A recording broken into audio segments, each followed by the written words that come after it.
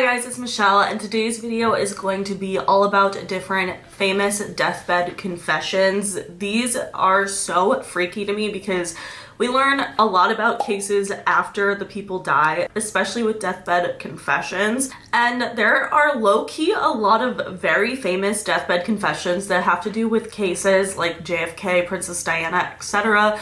that are super interesting. So without further ado, let's get into them. So the first person that we're going to be talking about is Jack Ruby, and we're going to talk about his involvement with the assassination of JFK and how he actually did end up killing Lee Harvey Oswald. There has been a lot of conspiracy and speculation about the JFK assassination for literally years, so let's talk about Jack Ruby because he had some stuff to say on his deathbed. So Jack Ruby was born Jacob Rubenstein, and he was a nightclub owner in Dallas, Texas. He also had a lot of known connections to organized crime figures. One of Jack's businesses was the Carousel Club, which attracted a lot of high-profile famous people. So on November 22nd of 1963, JFK was of course assassinated by Lee Harvey Oswald in Dallas. And just 2 days after the assassination, on November 24th, when Lee Harvey Oswald was being transferred from the city jail to the county jail, in a highly publicized event broadcasted on live television, Jack Ruby shot and killed Lee Harvey Oswald in the basement of the Dallas police headquarters. So Jack Ruby was very insistent that his motives was all about grief and patriotism, and he just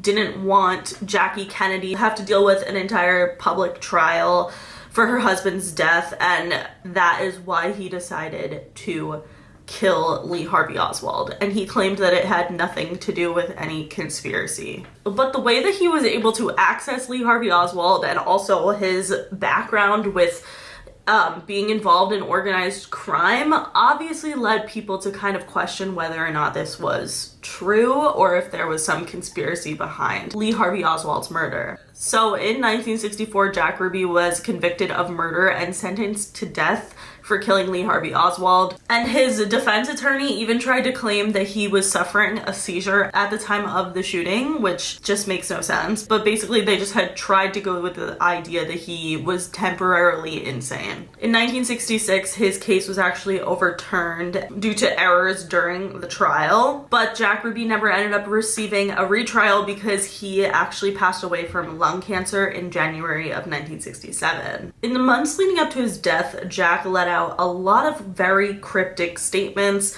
that fueled the conspiracy behind how he actually killed Lee Harvey Oswald. Jack Ruby maintained the idea that there was way more to Lee Harvey Oswald's death than what he had told the public, and that there were very powerful forces at play. In one of his most famous deathbed confessions, he said, quote, "The people who had so much to gain had such an ulterior motive for putting me in the position I'm in, and they will never let the true facts come above board to the world." Jack Ruby hinted that there was not only some high-profile officials that were involved with Lee Harvey Oswald's death, but also with JFK's assassination. He apparently told reporters that his involvement was all a part of a way bigger conspiracy. A lot of people interpret that Jack Ruby was referring to the CIA, the FBI, or just other government officials that were involved or had a key role in JFK's assassination. Because of Jack Ruby's connections to the mafia and organized crime in general, a lot of people think that maybe he was killing Lee Harvey Oswald, or really instructed to kill Lee Harvey Oswald to cover up a bigger part of the conspiracy. Jack Ruby himself even claimed that he was injected with a cancer-inducing drug as part of a cover-up, suggesting that his cancer and his death was not as natural as it seemed, and it was actually just a way to shut him up. It's important to know for sure that Jack Ruby's mental health was deteriorating from the cancer by the time he was on his deathbed saying a lot of these things, but I just think that the fact that there has always been so much conspiracy surrounding the JFK assassination that it's not that unlikely that maybe he really did know what he was talking about. And this also led a lot of conspiracy theorists to believe that JFK's death was actually a mafia hit, and apparently there were a lot of mafia members who wanted JFK dead. And so they hired Lee Harvey Oswald, and then once Lee Harvey Oswald was arrested, they were scared, of course, he would probably get less time in jail for, you know, giving up this kind of information. So they had him killed by none other than Jack Ruby, who is already involved with the mafia and all of this organized crime. What do you guys think, though? I kind of believe this conspiracy as a whole because I just think that there was definitely something weird as fuck going on with the JFK assassination, and I honestly feel like this checks out. And even though he might have been like a little bit senile towards the end of his life, like I'm not sure that there is a cancer-inducing drug that can just be like injected into him, although who knows. But I just feel like part of me really believes what he's saying, but let me know your thoughts. All right, the next deathbed confession we're going to talk about is somebody who confessed to the murder of JonBenet Ramsey, which is still an unsolved murder to this day. So on December 25th of 1996, JonBenet Ramsey was a 6-year-old little girl in Boulder, Colorado, who was found murdered in her own home. There has been a ton of conspiracy. We've done quite a few videos about JonBenet Ramsey. Her case was extremely strange. There was ransom notes involved. A lot of people think that the family was involved, but it was ultimately definitely a theory that maybe there was an outside perpetrator, and this person came forward claiming that that was him. So a man named Bill McReynolds, who was a former Santa Claus performer and also a neighbor to the Ramsey family, he was considered a suspect in the early 90s and even throughout, even to this day. A lot of people thought that potentially he was involved with this just because of his proximity to the Ramsey family, also the fact that they had seen him so recently with his job of being Santa Claus. But he was interviewed and provided an alibi and was never formally charged or necessarily considered a primary suspect by authorities, at least. This all changed in 2006 when Bill McReynolds allegedly had made a deathbed confession to his daughter, claiming that he was involved in the murder of JonBenet Ramsey. But he allegedly told his daughter that it had been part of a larger conspiracy, that he had been forced to participate in the crime. Bill McReynolds reportedly expressed that he was very scared that he would be punished or harmed by the other people involved in the murder of JonBenet Ramsey, and that's why he never came forward.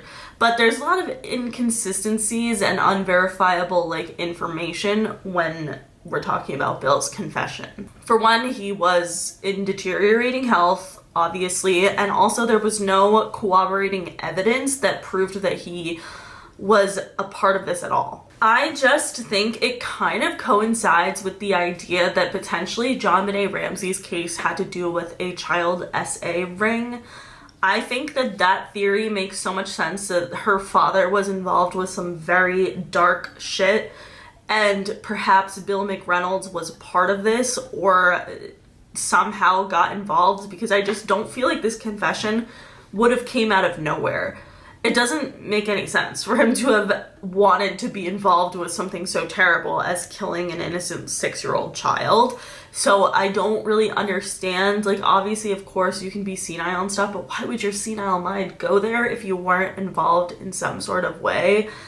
I just don't get it. Again, this is something that has still to this day never been solved, and this story was really never taken seriously, and his deathbed confession was, again, just not corroborated by any evidence. But that makes you wonder why, and I have always said that I think that there are some sus characters involved that are within the, at least, Boulder Police Department of this situation, because I feel like this case should have been solved. There really is no reason for this case to have not been solved, especially considering a lot of JonBenet's family is dead now, and if it really were her younger brother, I think that we would have heard something else. I don't feel like, given the amount of media coverage this case got, I don't feel like there's any reason that this case is unsolved still, because there was so much evidence, there were so many different details about the case that there's just no way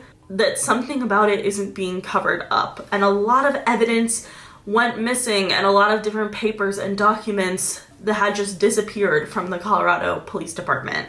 And I think that that is suspicious, and I have always said that I do think that there were people on the inside that were involved in this. And I think had Bill McReynolds just confessed and said that he was the one who murdered John Benet Ramsey, not that he was just involved with a bigger scheme, then perhaps they would have just let him take the fall for it. But they couldn't let him take the fall for it because he wasn't the only person that was involved. And that is really freaking scary. And I don't know, like, I just think something about that gives me chills, because I feel like this case is so, like, solvable, but it will never be solved because of the people who are involved in it have inside authority. And that's scary. That's so terrifying. It's how I feel about Tupac and Biggie's murders. Again, the people inside that are involved, it's never gonna get solved. And that's scary that that happens in real life. And it's heartbreaking that this is happening at the expense of a 6-year-old. And it's just sad that she never got justice. And honestly, maybe never will. But I do feel like a lot of people definitely know that something about this is up. There's something wrong here. And I feel like Bill McReynolds' deathbed confession, honestly, just as much as it didn't have substantial evidence, I feel like it corroborated a lot of people's conspiracy theories. And I don't know, I think it makes a lot of sense. But let me know your thoughts. All right, the last deathbed confession that we're going to talk about is from a man allegedly named John Hopkins. This one's alleged because people don't really know whether or not this guy actually existed or who he was or whatever. But the reason I'm putting it in is because it really checks out to like what we're going to be talking about, which is the death of Princess Diana. So famously, Princess Diana tragically died in a car crash in Paris on August 31st of 1997. I will say, such a random thing, but like sometimes I really do feel like I'm psychic, because when I was in Paris, it was my first time ever there. I didn't know where the fuck I was going. I didn't know where I was at any time. Also, lots of things are in French, and I speak a little French, but not enough. And I didn't remember where Princess Diana had died, like where in Paris or what tunnel.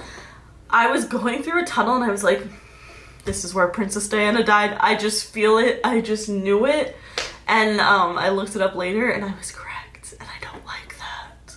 Anyway. So there has been so much conspiracy surrounding Princess Diana's death since it happened. I think a lot of people believe that the British government had way more involvement in it than many people would like to admit.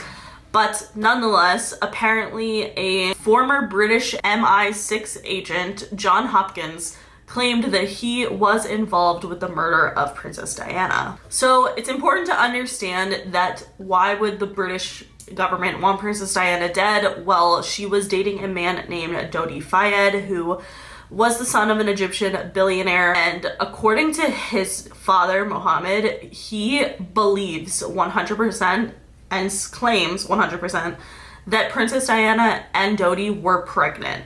That is like a thing he has always said to be true. And a lot of people know that the royal family is kind of known for having racist members. Obviously, like the whole Meghan Markle thing, they all came forward and explained that. People don't understand is that's like the 2000s. It was probably way worse in the 90s, and apparently a lot of people believe that the royal family did not want Prince William and Prince Harry to have a Muslim brother because Dodi was Muslim. And that is why people believe that Princess Diana and Dodi Fayed were killed. So in 2017, a story began circulating claiming that a man named John Hopkins was a retired M16 agent who made a shocking deathbed confession regarding Princess Diana's death. According to this John Hopkins person, he claimed that Princess Diana's death was not an accident, but a deliberate assassination ordered by senior figures within the British government and royal family. John allegedly claimed that Diana's relationship with Dodi Fayed and her political activism,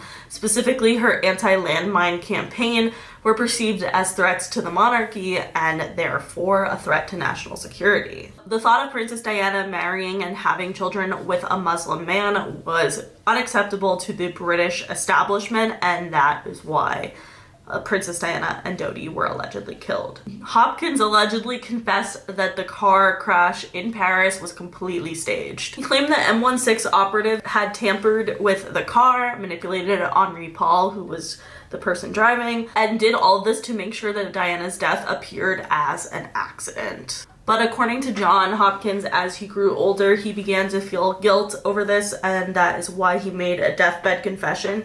But again, no one is even sure if this John Hopkins person exists or if he was really an M16 like agent. No one knows any of that. But what I will say is it definitely adds up and checks out to a lot of the conspiracies surrounding the royal family that we already had. Like, I think a lot of people think that this was definitely an inside job, and I 100% agree, allegedly. But I don't know if I necessarily know if that this John Hopkins person existed. Whether or not he did, I just think, wouldn't it be so like the British establishment to just act like he didn't, like he's not a person? I just feel like when you have enough power and money, you can erase anyone from the internet and anyone from existence, and that's pretty scary. So you just kind of have it based on word of mouth. But at the end of the day, Princess Diana wrote in her damn diaries and to her butler that she was scared that the royal family was planning an accident that would kill her. And I don't know. I just 100% believe this, but I would love to hear your guys' thoughts and theories on this. But either way, that is it for today's video. If you guys liked it, please give it a big thumbs up. Let me know in the comments below if there's any other deathbed confessions that I should look into. But that is it. Make sure you follow me on Twitter, TikTok, and Instagram, and subscribe for new videos every week. And I'll see you guys later. Bye.